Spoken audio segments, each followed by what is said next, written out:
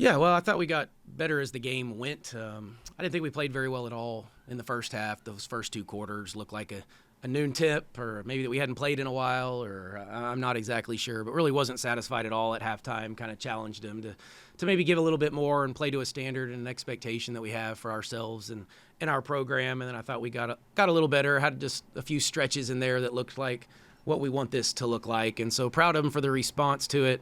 I got to spread out the minutes a little bit and kind of get everybody involved. So from that standpoint, felt pretty good. The statistics look good, if you're just looking at a box score. But when you dig a little bit deeper, didn't think we were quite as good as we typically can be. So we'll put it behind us. Glad we got it out of the way. Like I said, hadn't played in over a week, so felt good to get that one. And now we'll get ready for the next. How do you handle a turnaround that quick? Yeah, we've had to do it, I guess, because we had 3 in 3 days. But, a quality opponent, of course, coming in here who's very well coached and really, really talented. So I know we just talked about it in the locker room briefly that we don't get a lot of prep time, but we'll have them ready and prepared, and we'll meet tomorrow and then have a shoot around on Monday. So we'll be ready. Early in the game, it looked like St. Bonaventura was really succeeding with long passes to beat the press. How did you guys adjust to stop that from happening? Yeah, no, they were, and then they were making us pay on the back end, and not a lot of teams have done that. And it's a little, if they miss them, then it's fantastic. We didn't guard you very long. If you make them, then, it can make us pay a little bit. So we had to make a few adjustments just from an X and O strategic side of things that I won't get into too much detail on, but I thought we adjusted to it a little bit and kind of eliminated that. But they did come out and definitely tried to beat it through the pass, and especially the long one. Game like this, is this where you're trying to tweak a few things with the press, maybe try something new to integrate? Well, a little bit. We didn't try to show too much if we didn't have to, and when the score got to where it was, there wasn't any need to try to do too much. Kept it, again, pretty basic tonight and tried a few new things from out of bounds and out of timeouts and things like that that we needed to work on as we move forward and into Monday. But for the most part, no. I mean, I just get better at kind of what we do, I guess, was the mindset. And we just got a lot of kids got some good minutes that hadn't got some good extended minutes. So I thought that was really good for us to get those kids and get tired a little bit again and have to play through that fatigue. Jayla Hemingway kind of had her fingerprints all over this game. Speak to her effort, her performance tonight. Yeah, no, Jayla was really good, and she's been a little frustrated, I think, early and hadn't quite broken through. And I've been kind of trying to tell her it was coming. I didn't know when. We never know when, but her night was coming, and she's a big piece. And a lot of our heart and soul is wrapped up into her and our team identity, and we've told her that. And it's a different role. When she's coming off the bench, which she hasn't done the last couple years, but she's been fantastic. She has great energy. So really happy for her to have that night because we need that kid big time moving forward. Coach, it's been a number of years since this program's played both Penn State and Pitt in the same season. I'm guessing did you throw those together in the off season when you got here, or were those already scheduled? And moving forward, what's the contract situation? Yeah, well, no, Penn State's a return, so they went up there a year ago. So that's a return. Pitt was a new one that just got started. So, yeah, I mean, I think there's some of those regional rivalries that you want to probably continue. I think it's good for the programs, good for the fan base. Obviously there's a name identity when we say we're playing Penn State. Everybody here knows what that looks like, and hopefully that brings a few more people out because we need a great crowd and a good environment on Monday night. I don't know that we have plans as of today to continue the Penn State, but it doesn't mean we wouldn't look at something like that. Yeah. Pitt will come here. Pitt comes here next year. Yep. You guys forced 31 turnovers tonight. This is the sixth time this year you forced 20-plus turnovers. As you get into the conference play and what you call the more competitive part of your schedule, how does that ability to force turnovers and to do it consistently give you guys and your defense a lot of confidence going forward? Well, yeah, it does. It will get more difficult to do that, as you alluded to, in the Big 12. I don't know that we're going to turn people over at this rate, at that level. But, yeah, it's really just trying to create some offense with our defense until our offense catches up, because I don't think our offense is where our defense is yet, and I'm saying that after we just scored 90, but a lot of it's coming from what we're doing defensively. So we got to get much better on the offensive end, especially against, Big 12 type competition. But no, this is what we want to be. This is part of our identity. When I was at SFA, we were typically top 10 in the country in turnovers forced there too. So it is part of what we do. It is our identity.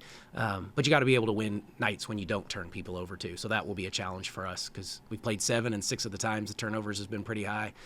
So when they're not, we'll have to adjust.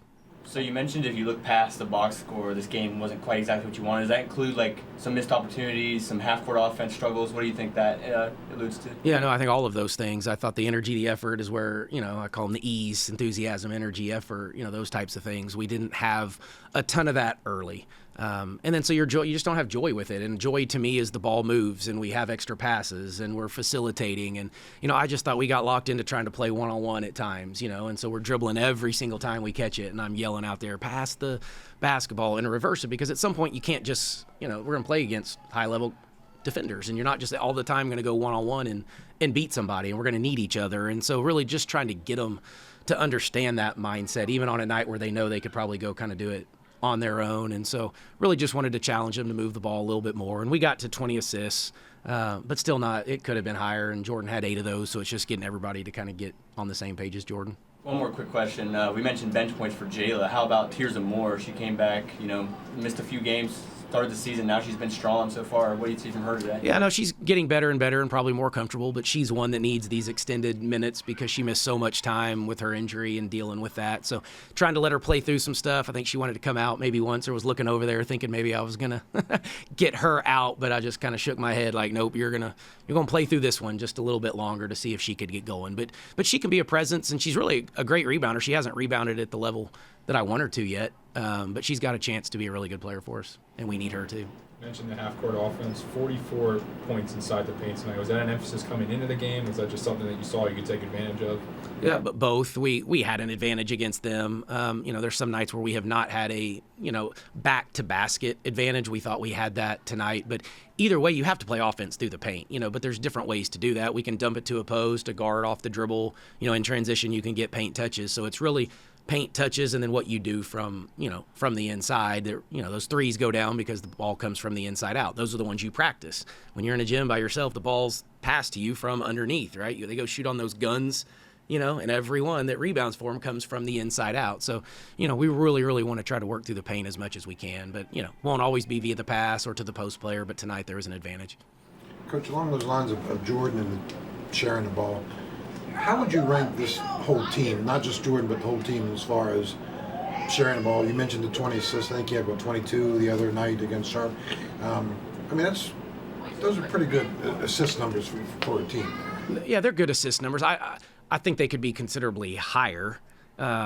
We're assisting at a pretty high rate, so you still want to look at the assist rate, which isn't bad at all. But a year ago it was not that we were very low assist, like 11 a game, and I want to be 18, 19, 20 a game, and so for the most part we're getting there, but a lot of those probably come off some turnovers and, at that level. So when we don't turn people over now in the half court, will we assist?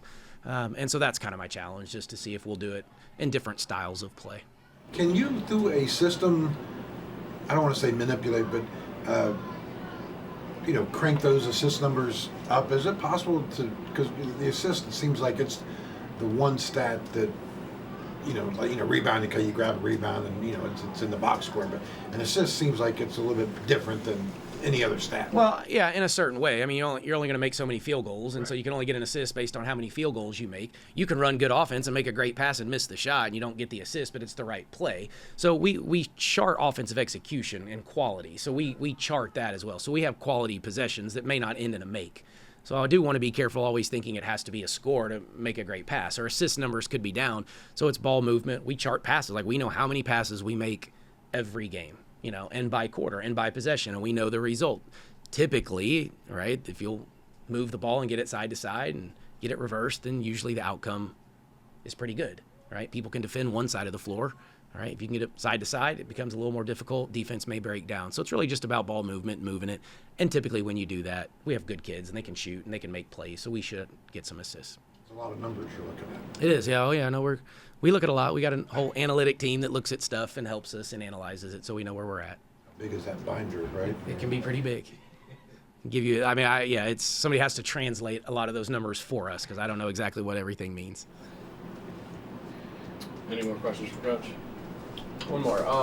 So obviously coming into a game like this, you've had a couple, games where you guys are big favorites. How do you keep the team focused and to not look, again for like this week, to not look ahead to Penn State and focus on this game, even though, from on paper you guys, are supposed to win? Yeah, well, we haven't really talked about Penn State a ton, so you don't really worry about it. It was just, we prepared for St. Bonaventure like we prepare for everybody else, so the whole setup to that was the exact same.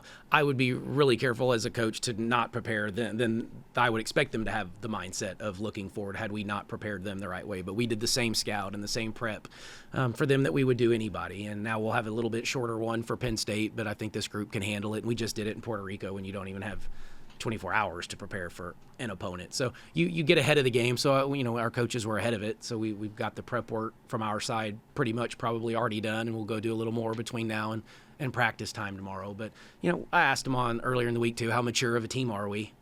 And they were kind of looking at me like, I think, well, we're older. We don't really have any freshmen. And really all I meant was, you aren't this is the week and we have 2 games. Which one are we looking at first, right? Make sure you're not looking at the next one. But we need this one Monday. This is going to be good for us to gauge where we are.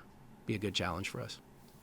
This early, you guys are 7-0. Anything surprise you? Like if you go back and think about what you had to work with when you first got here and what you're seeing now, Well, yeah, a little bit. They've picked up on some of the defensive stuff a little quicker than I probably thought we would. We're not still where we need to be, but, they've picked up on it a little bit. The offense is behind the defense, but that's normal. Even if you've been here for a few years, I feel like it takes just a little bit longer to gel and get everybody on the same page, especially when you have 6 returners and 7 new kids that just haven't played with each other for very long. So we're just learning. I keep saying every time we play, I get new information. Most of it's good, but there's some in there that isn't so great, and some probably somewhere in the middle. But I'm learning a lot about them. I'm sure they're learning about how we do things as a coaching staff. So yeah, every time we get together, we learn a little something. Thanks, everyone.